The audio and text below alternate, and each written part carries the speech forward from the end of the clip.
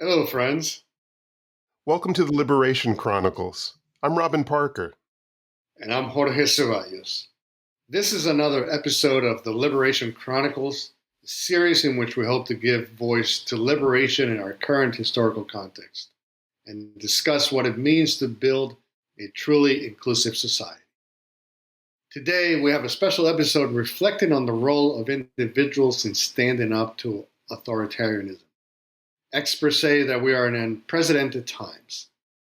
For example, a Bright Line Watch survey showed that many political scientists believe the U.S. is rapidly moving from a liberal democracy toward authoritarianism. As reported in the newspaper El País, scholars already abroad are warning about what they see as the U.S. government's increasing interference in academic freedom and scientific work. And an assessment from the Foreign Affairs Forum argues that the administration's actions are what is often described as an authoritarian playbook. That includes legal warfare, undermining checks and balances, and consolidating executive power in ways that are uncommon and more rapid than seen before. So the question becomes, do ordinary people have power to stop authoritarianism? I don't think that power is a dirty word. It's always a question of how power is wielded that really matters. Individuals and organizations can, for example, use their power to promote health, well-being, and equity, or they can use their power for the opposites. Unfortunately, as individuals, it's easy to feel that we have no power at all, and that only the government or the very wealthy or prominent individuals have significant influence on society. But really, that isn't true. In fact, ordinary people are always the backbone of any movement for equity. History often highlights leaders like Gandhi or Martin Luther King. Their efforts, however, only succeeded because many everyday ordinary people take action and demand change. I'd like to give you some examples. From the 1950s and 60s, the civil rights movement, for example, featured things like the Montgomery Bus Boycott. The Montgomery Bus Boycott worked. Here we have a stamp commemorating it because ordinary Black citizens, maids, laborers, teachers, ministers, refused to ride buses in Montgomery for over a year, despite great inconvenience. And even before Rosa Parks, everyone knows Rosa Parks, of course, the person who refused to give up her seat in a segregated bus. But even before her, 15-year-old Claudette Colvin refused to give up her seat on a segregated bus. She was arrested, but because she was a teenager and soon became pregnant, movement leaders thought she wasn't the best quote-unquote face of the boycott. Still, her courage helped pave the way for Rosa Parks and the Montgomery bus boycott. And again, she was only 15 years old. There was also Joanne Robinson. She was a college professor and president of the Women's Political Council. Robinson mimeographed and distributed over 50,000 leaflets overnight calling for the bus boycott. Without her and the women who spread the word, the boycott would have never taken off. I also want to mention Fannie Lou Hamer as another example. Hamer was a sharecropper turned voting rights activist who faced beatings, jail, and losing her livelihood to register to vote. Her testimony at the 1964 Democratic National Convention moved the nation and highlighted the struggle of ordinary people. In 1963, hundreds of school children from Birmingham, Alabama, some as young as 6, skipped school to march against racial segregation. They filled the jails, and TV cameras captured dogs and fire hoses unleashed on them. Their bravery shocked the nation and brought about change. In towns across the South, regular families, teachers, farmers, barbers, domestic workers, opened their homes to civil rights workers, even though it made them targets for intimidation and violence. Those unsung heroes of hospitality kept the movement alive. So those are just a handful of the examples of what I think we cheat ourselves of if we think that because we are ordinary people, we can't make a difference in our society. In fact, it is ordinary people that make our society a more accepting and compassionate place. And we do it all the time. You're right, Robin. That is so. In the current moment, I think for many of us, we feel like, what can I do? It feels so overwhelming. It feels so huge. And yet, again, as we just pointed out through these examples, there are many ways in which everyday individuals made a difference in order for us to move our society to a better place. So, I'm just coming off of just yesterday. I attended a No Kings March here in my town. Organizers there said maybe about 4,000 people turned out. The last No Kings March was about 2,500 people. So it grew in size. And in the whole country, it's estimated that it was about 7 million people. And as a matter of fact, what I'm reading is that it is now the largest demonstration in the United States in all of history. Mm-hmm. So, for me, what it meant to be in that space was a sense of possibility. Because, I am connected to people, we talk about things. I feel like I have a community of like-minded people that I connect sometimes personally, sometimes online, but never at that scale. And I know sort of intellectually, I feel like I am aware of the presence of a larger group of people out in the country that are feeling like we're moving in the wrong direction. But to be physically in space with that many people, the energy, the joy, because people were having a great time, by the way. They were enjoying being in space to be able to voice their opposition to what is going on. All of that was just incredibly uplifting. And again, like I said, it left me with a sense of maybe we got this. And I assumed that the protests were peaceful where you were? 100%, at least where I was, and again, I'm reading about the rest of the country seems that way. I don't think I've read anywhere that there's been anything, any violence, any confrontation, anything like that. As a matter of fact, one of the things that I was interested in my demonstration, at one point, there was a side of the crowd that was a bit away from me that started booing. And like, okay, that's weird. What's going on, right? And it took a minute for a truck that was driving by that crowd to finally show up in my side of the street. And it was this guy driving a big truck with two flags, the American flag and the Trump flag. He was clearly out there to, right, mm-hmm. to rile people up.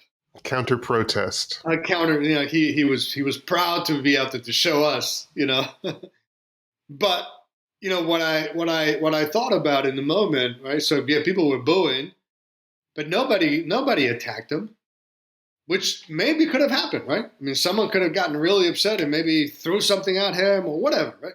Nothing. They let him drive through. And actually, he had to come to a stop in front of the whole crowd because of the traffic light turned red. He had to actually stay there for a couple of minutes until the light changed. Again, in that moment, actually, people were coming close to him just to put their signs up in front of him, but nobody attacked him. Right. So yeah, no violence. I'm definitely not where I was, but I haven't read anywhere else that there's been any violence either. It feels like one of the obvious reasons that, as an individual, a protest like the No Kings protest is important is that even though we may have friends, as you mentioned, people who support us, who feel as we do, as I mentioned before, it can nevertheless feel like we're really just alone or in our small pod of Yeah. people, and that we don't have enough power to have our voices heard. And often the powers that be reinforce that. I note, for example, that when the Speaker of the House was asked about the No Kings protest, No Kings 2.0, Yeah. I believe that he described it as a protest for people that hate America, Right. one. And other pundits have said that the people who were involved in the protests are, well, as my grandmother used to say, everything but a child of God. Communist, socialist, Yeah. radical, everything, just horrible, horrible, horrible people. Look, no, I mean, language went even beyond that, Robin. They said terrorist, Terrorists, the Hamas wing of the the Democratic Party. Hamas wing of the I mean, Democratic. how inflammatory can you get, right? In this particular moment, with everything that we just been going through in the Middle East, right? The Hamas wing of the Democratic Party. And that's coming, by the way, from the Speaker of the House, no less. Yeah. And so it tells you something. That is that the protest means something, Mm-hmm. especially when the scale is as large as this last one was.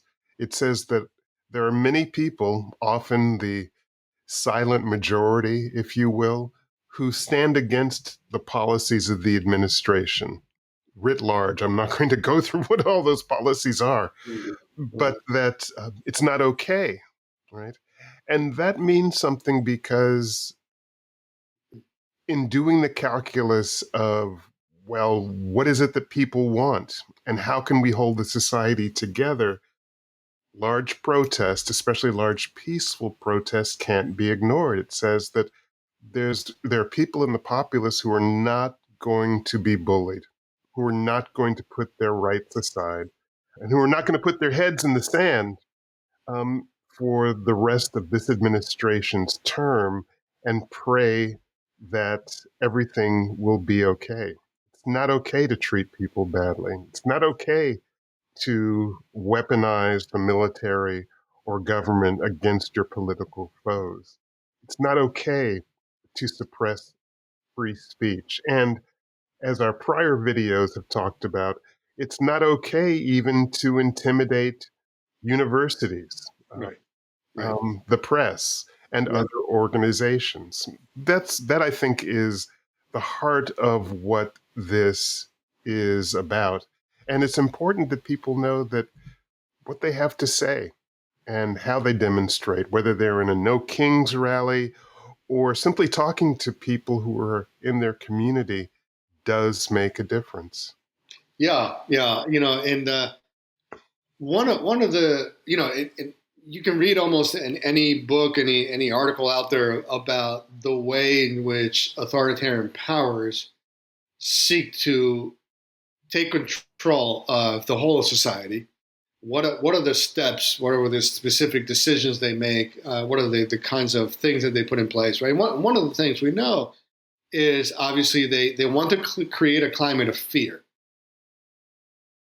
So, and that's a huge thing because is it by maintaining a climate of fear, you create the conditions under which you can make a lot of people, decent people, do things that are not decent. Yeah. Right.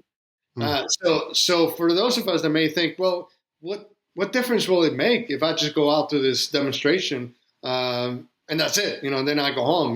We're there for a couple of hours. What difference does that make? The huge mess against 7 million people across the United States that went out, and we know there are a lot more that didn't go out but wanted to be out there, right? So that means that message of I am going to instill fear in you from speaking out, from standing up, is not working. That is a huge blow to one of the strategies that they use to control the population in any country. Absolutely.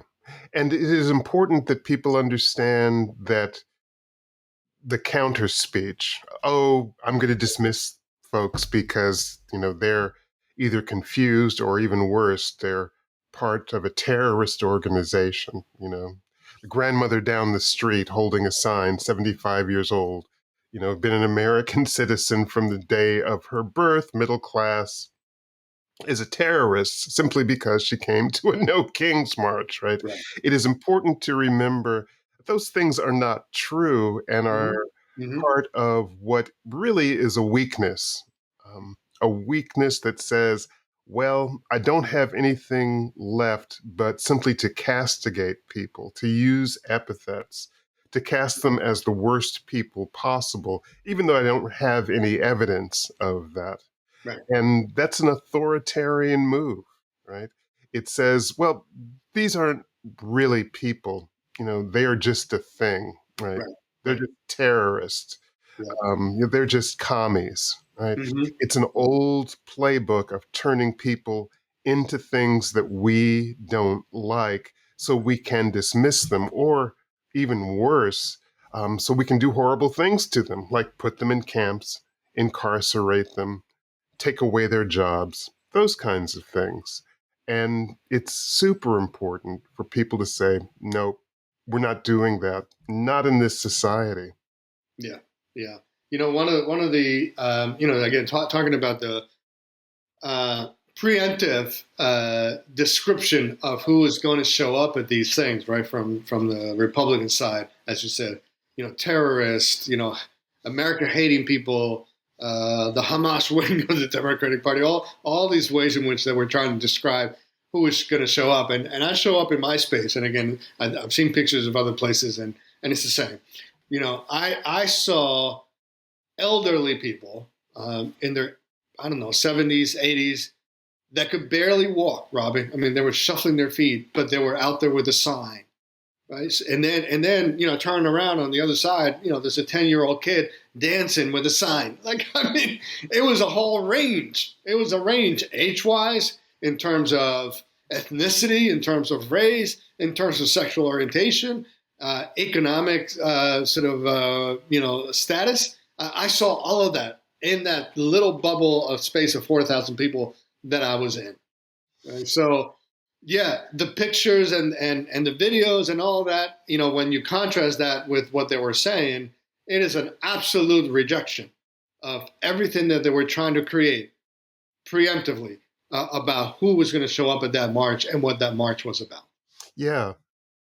And it's also important to highlight the obvious, I suppose, which is not all social change is focused only on large protests. Large protests can certainly send a message. Yeah. Large protests can help rally us, but there are many, many things that people can do to help foment change. Obvious ones: voting, right? Get out and vote, right? don't say, oh, I really just don't like anyone. Right. I'm going to stay at home. I'm too tired. I don't like the back and forth. Don't let the system, the rhetoric, take away your franchise. Vote for who you think is going to be the best candidate. Don't give up. Don't give up the franchise. Right. As a matter of fact, Robin, I was having a conversation with a woman yesterday. Again, one of the organizers, because she was going around giving people dots so they could count how many people were there. Right. They have an approximate, and I said, this is wonderful. I'm so excited to see the numbers. I said, but the reason why we're in the situation we're in is because many of the people that are showing up now did not go out and vote. Mm-hmm. So, if we had voted in the numbers that were showing up now, 7 million that went out on this march, we wouldn't be in the situation that we're in. That's right. Voting, absolutely, 100%. We have to turn out. That's right. And I think, again, I come from a line of African American Black people who had to struggle. And our notion was that you need to be strategic in your voting, right? It There are few perfect candidates, right? Yeah. But you want someone, in my estimation, who, number one, has moral fiber, is Mm-hmm. going to tell you the truth, Mm-hmm. and is going to move toward fairness and equity for all people, Right. right? And so you have to make your choice and you have to make your voice heard, even though, you might wish that there was another candidate who could be better. Don't give up your franchise, because it's one of the ways that uh, bad people often stay in power. Mm-hmm. Get Mm-hmm. people dejected, gerrymander, Mm-hmm. um, keep folks at home, and therefore get yourself reelected when you otherwise might not be able to. Right. So voting is certainly very powerful. And engage with your representatives, whoever they are, right? It does make a difference. Politicians note, when you call, when you send an email, when you send a letter, it does make a difference, right? They listen to their constituents on both sides of the political spectrum, right? Yeah. So stay engaged, I think, is another really important piece. And make sure that you're getting your news from lots of different perspectives, even the perspectives that you disagree with, right? I'm not saying, for example, that you should believe every news story that you hear, but it is important that you understand what the perspectives of other people are. Sometimes there are people who only get their news from one source, and therefore they don't have any idea what the whole story is, right? Inform yourself as much as possible so you can make a reasoned decision about what the true facts are, not just what one pundit is telling you, right? Stay informed, stay smart. And another thing I would just say is that don't be afraid to have dialogue with people, especially people that you disagree with. Um, Mm-hmm. One of the things that I think makes these times especially difficult in my own estimation is that we seem to collectively be at each other's throat on Mm-hmm. the political spectrum. Uh, you know, the idea of civility is thrown out, and so we end up simply with name calling. You Yeah. know, Right. oh, you're a terrorist. Oh, you're stupid.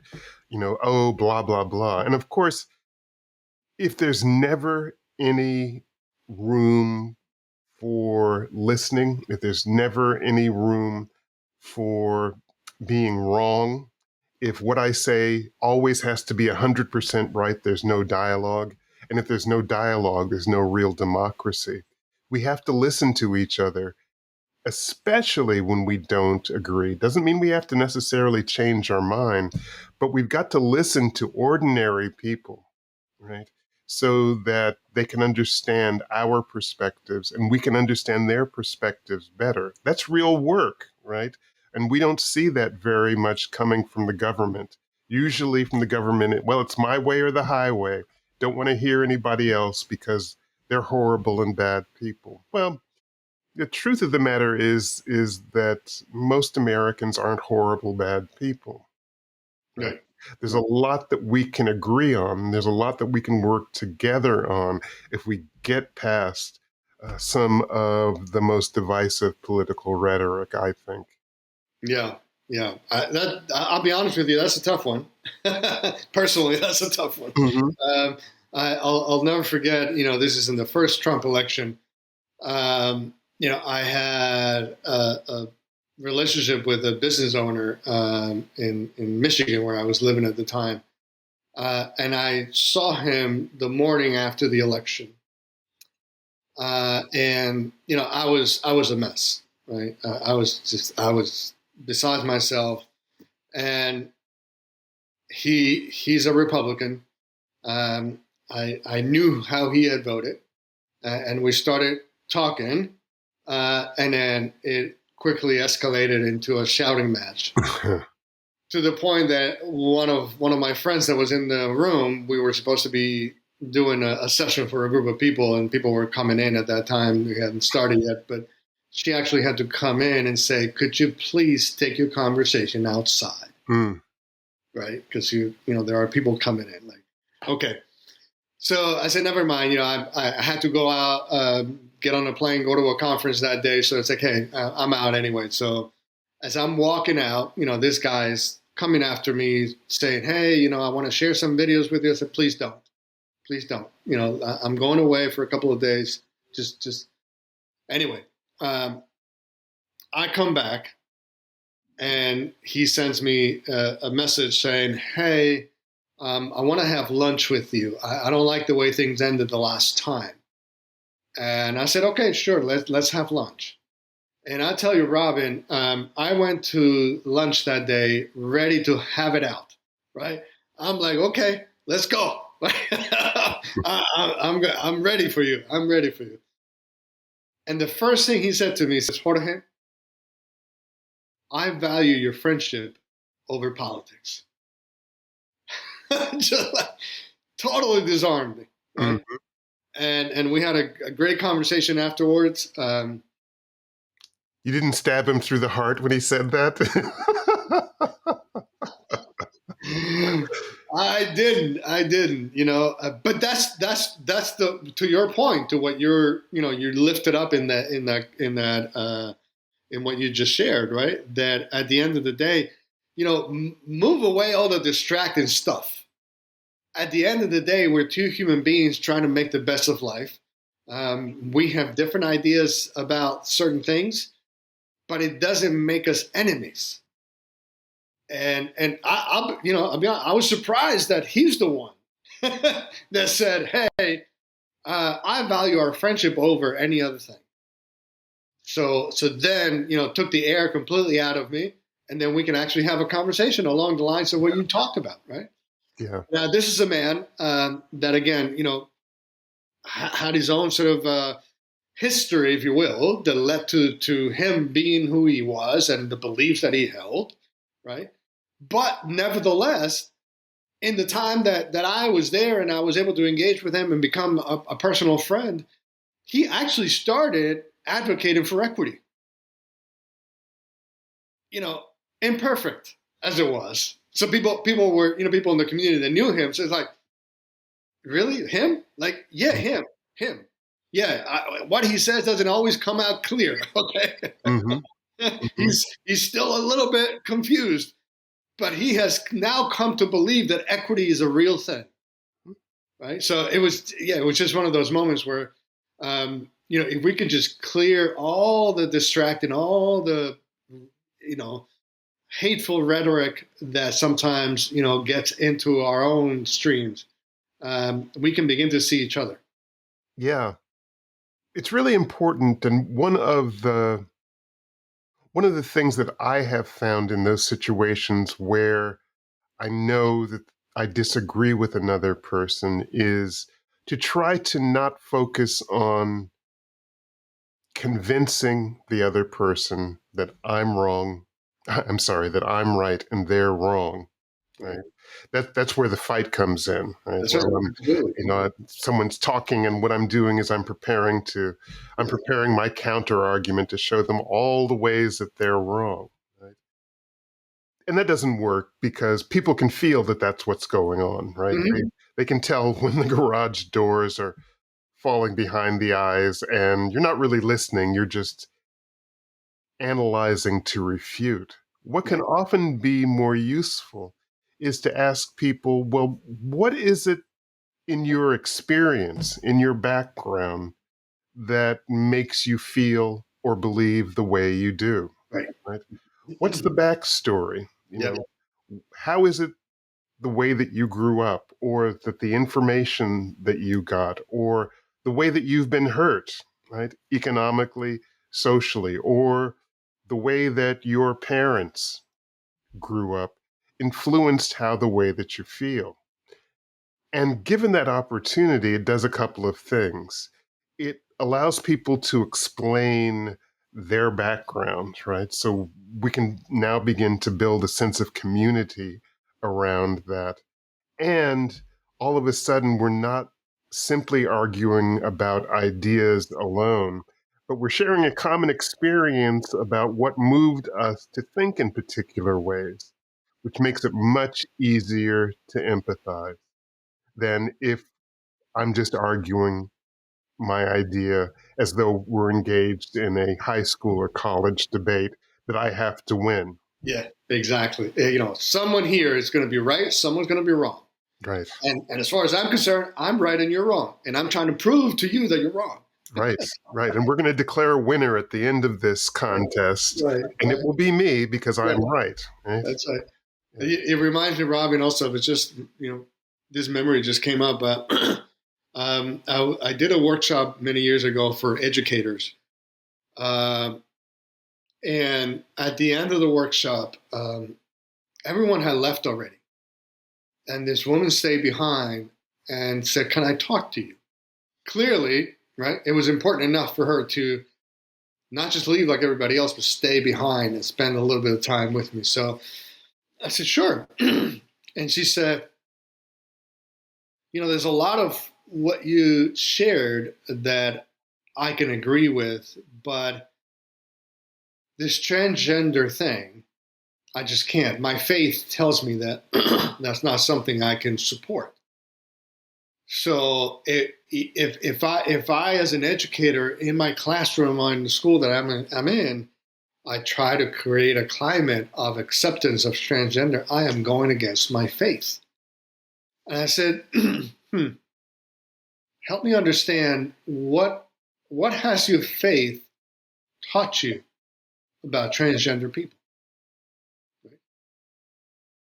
And she said, "Well, yeah. So I've been told that these are people that will actually take advantage of the fact that they are one gender physically, but they want to claim another one to actually go into bathrooms and then take advantage of people." And I said, "Okay, I hear you." I said, I didn't argue with her about like, "Oh, this is wrong." I said, "I just want you to consider that what we know up to this point, it may change. We may gather more information and it may turn out to be different. But for the time being, the data that we have does not show any case at all, not one case of anybody doing exactly what you just described, that you've been told by people in your faith that that's why we need to oppose this." She said, "I never thought about it that way." I don't know, right? What happened with her? She thanked me for sharing that. I thanked her for being willing to have a conversation with me, and left. And I don't see her again. I haven't seen her since. I don't know if she turned out to be a great advocate for transgender people. I don't know. But it was that moment again, a different approach.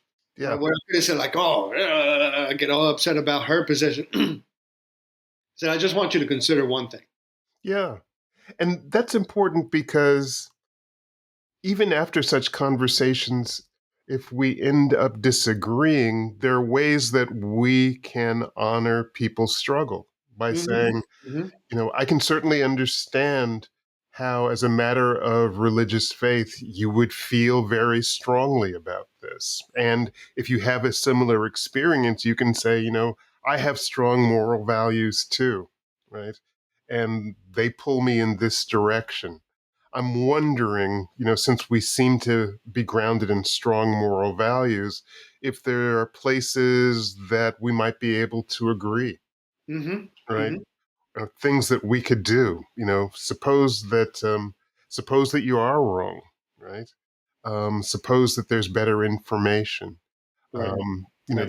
There's ways that we can have the dialogue other than simply saying, "Oh my God, you're just a horrible person for thinking about that. You don't know what That's you're right. talking about. Yeah. Your religion's wrong, blah, blah, blah." right? Yeah. All of that stuff. And the issue of being transgender is a really good example because as it is, they have become popular targets, right? Hmm. They make up less than 1/10 of 1% of the population, Right. but are being blamed for attacks in restrooms and trying to take over women's sports. You would swear that what's the old saying? You can't swing a cat around, right, without running Without into it. you. And it's like, well, where are all these horrible transgender people? The real truth is the Yeah. transgender people have much more to fear from non-transgender people and vice versa. Right. Much, much more to fear, especially in restrooms, right? Hmm. Hmm. Those are the places where hate crimes happen, where That's right. people get bullied and sometimes even lose their lives, Yeah. right? Yeah. So, yeah, yeah. And sometimes if people begin to understand um, not only the greater facts, but that we can understand now what is pulling them in one direction, we can build a way of talking to one another with the facts that you mentioned, that is not so defensive, not Yeah. so defensive. Yeah. Because, in the case of the woman that you mentioned, for example, I would imagine that the number of transgender people that she's actually seen doing the things that she's claimed was probably zero, right? Absolutely. Absolutely. Yeah. Absolutely zero. Yeah. Same thing is true with the so-called illegal immigrants, undocumented people. Well, Yeah. Right. they're Yeah. horrible, people. They're bringing all the drugs. They're doing all of the crimes. Well, most people in the United States, when they are around people who are undocumented, do not have that experience. And the reason that they don't is because it doesn't happen, right? It's not to say that everybody that is undocumented is a perfect non-criminal citizen, but the truth is that the rate of crime, as far as we know, that undocumented people commit is less than it is for the documented population 100%. per capita, Again, right? data driven. This is not my belief, not how I feel. It's data driven. Right. And we know that also, for example, that undocumented people, I believe, as you have pointed out, are a net gain for the economy. 100%. I Right? mean, like, look, there are many ways in which we can even make the argument that Social Security is still solvent because of the contributions of undocumented people to Social Security, because they use a fake Social Security number. Therefore, there are contributions that are sent into Social Security fund that they can never claim back. So millions of dollars have gone into the fund from these folks that are using those fake Social Security cards. Right. And as far as I know, I'm an attorney. I don't think there's lots of undocumented people taking jobs away from attorneys, right? Or nuclear scientists or those things. Very often, uh, Yeah. people who are undocumented are poor and do the jobs, working in food processing plant, in migrant farm labor situations that documented people don't want to take, and take risks for their health and livelihood that are extraordinary. Yeah. Right? And so, when we actually when we can get to a dialogue about what the facts are Hmm. instead of the horrible picture that has been painted, often we can get to compassion, which I think is really important. Yeah. A couple of other things I'm thinking about, Robin, in terms of like, what can we do as individuals? I often feel like, yeah, this is so big, it's beyond anything that I can do that it's going to make any real difference. And, as you said, just showing up, just being in space with each other is one of those things. The example that you use of, Joanne Robinson, mimeographed, 50,000. It's like, that stuff needs to happen in every movement. People need to be fed. Who's making the food? Mhm. Right? Who's bringing water? Who's like all those little things, right? Who's driving people? In that a year long, which by the way, it just blows my mind, right? And I think to some extent it's like we get spoiled as time goes by and we don't have to face hardships like people did back in the time. But for a whole year, these folks actually walked, took rides with someone else, figure out a way around for a whole year. That's incredible staying power. It was. And I don't know, Robin, if we have it today. To be honest with you, I want to hope that we do. But is there a way that at this moment will call for us to have that kind of sustained power in some action that we may decide to take collectively, that we're able to going to stay in that same space for a whole year? It's an important question. The Montgomery Bus Boycott affected African Americans, many of whom were laborers, domestics. Mm-hmm. And if they didn't have that bus to get to wherever they were working, that means that they didn't have money and therefore they didn't have food. This just wasn't we're just not going to take the bus and I'm going to use my car. This was, how is it that I'm going to put food on the table? Right. And it was also, how is it that I can participate in that bus boycott when my employer, who's often white, isn't going to like the fact that I'm participating in it? That's right. Right? That's right. Yeah. And so people had to come together to find common strengths and alliances, right? The person that would drive folks to work every day or carpool in some way played a pivotal role in keeping people motivated, keeping people going, having money coming in and standing strong.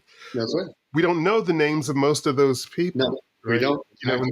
Instead, we know Rosa Parks, we know Martin Luther King, right?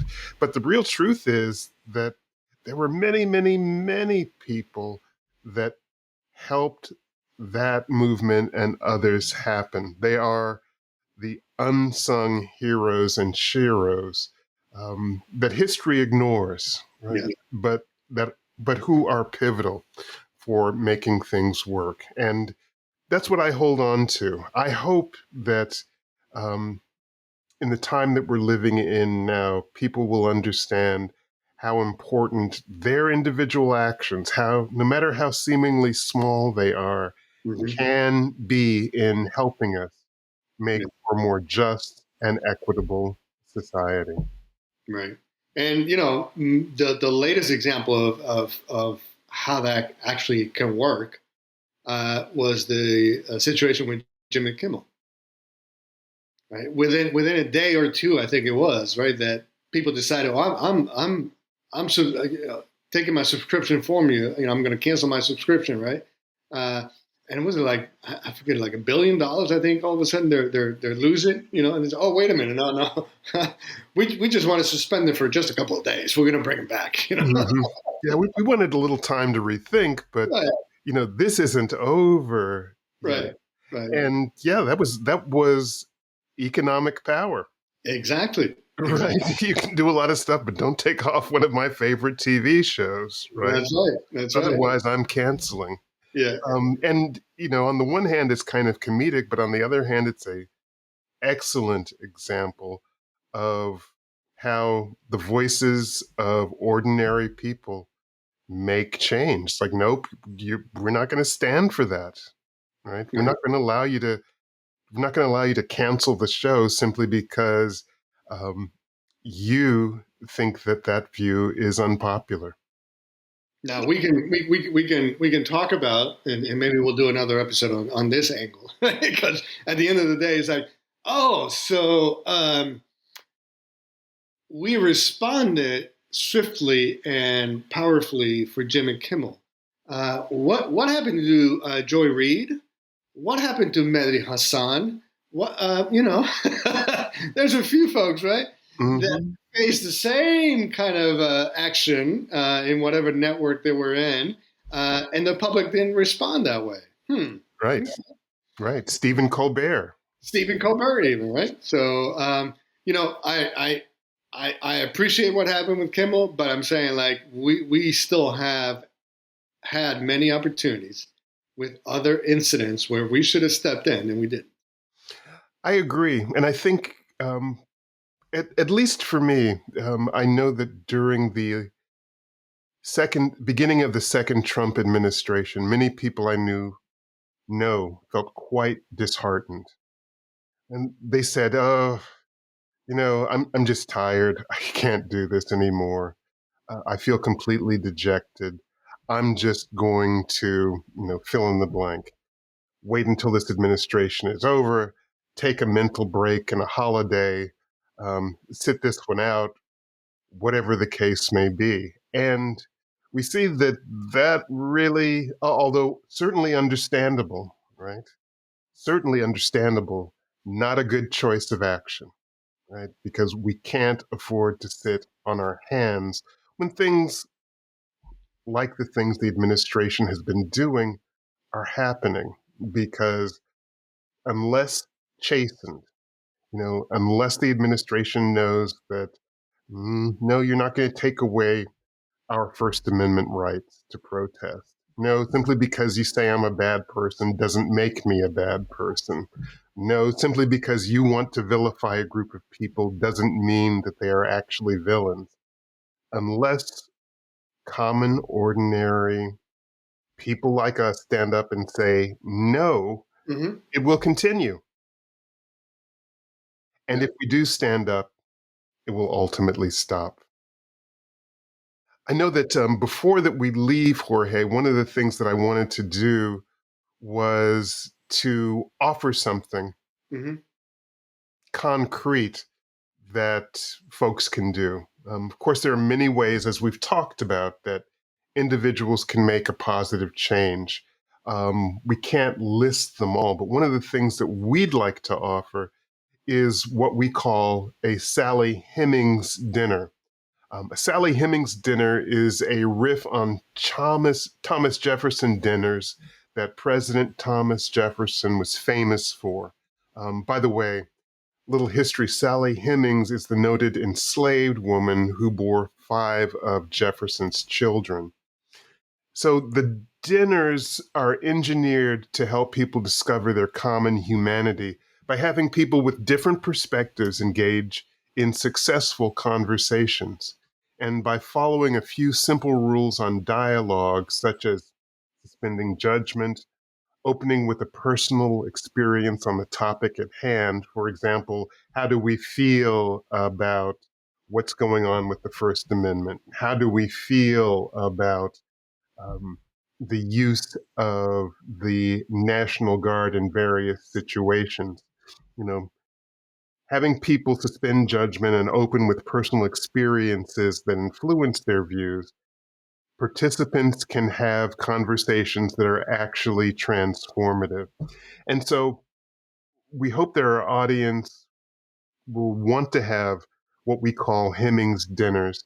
And in the comment section, we're going to have a link for a free handout and information on a Hemings dinner that people can use, so that they can actively engage in small ways, in groups of 4, 6, or 8 people. And another secret, breaking bread with people. Having a meal with people is a really good way to build community across differences. So definitely, we hope that people will check out the comment section and use that link as they move forward in this really important time. That's a great suggestion, Robin. Thank you for sharing that. And that's all for today. Thank you for being here. Thank you for watching. And we hope that you remember to like this video and subscribe to our channel. We look forward to seeing you next time. Take care, everyone. Take care, everyone.